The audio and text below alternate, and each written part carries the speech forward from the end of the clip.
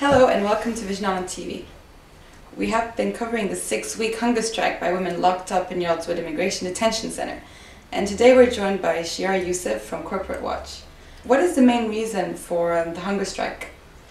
The hunger strikers had a long list of demands, but one of the main reasons was the cost-cutting policies by Serco, the company that runs the detention centre. It's one of the main reasons. It's these profit-driven policies.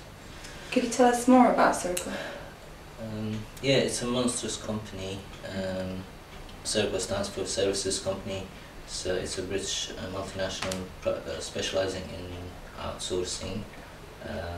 They are involved in all sorts of projects ranging from maintaining the ballistic missile defence system and the atomic weapons establishment in the UK, and some RAF bases, to privatised education and health services, to running prisons and detention centres.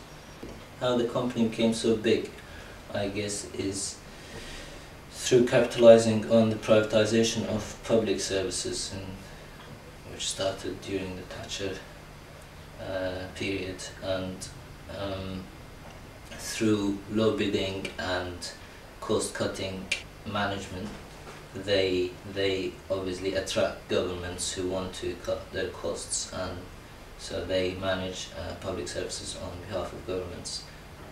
Although the very religious CEO of the company would like to attribute the success of the company to listening to God.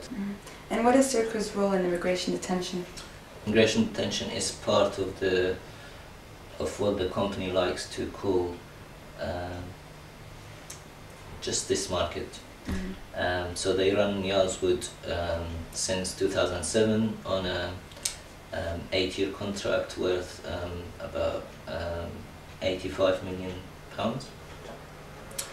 They also run another detention centre in the UK called Conbrook near Heathrow Airport, and they run 5 private prisons and 2 young offenders institutions. In Australia, last year they got a contract to run all 9 immigration detention centres.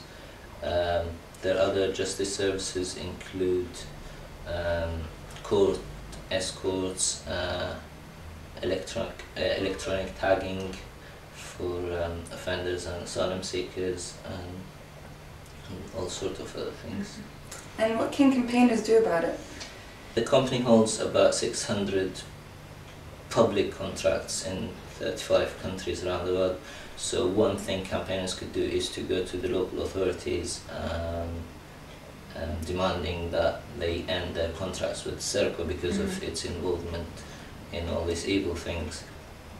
For example, they have a 10-year contract to run all state schools in Bradford, and they do the same in Walsall and Stoke-on-Trent. They run, I said, the London's DLR, traffic lights, privatised health services in prisons and elsewhere.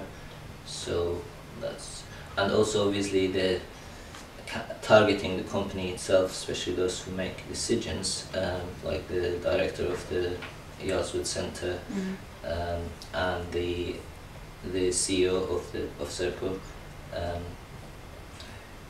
Chris Hyman, who apparently donates 10% of his fat salary to the local Pentecostal church in Surrey. So one thing campaigners could do is go to this church and say, look, you don't want to be taking this dirty money. Alright, thank you very much, Shiar, for joining us today. And for more information you can go on visionontv.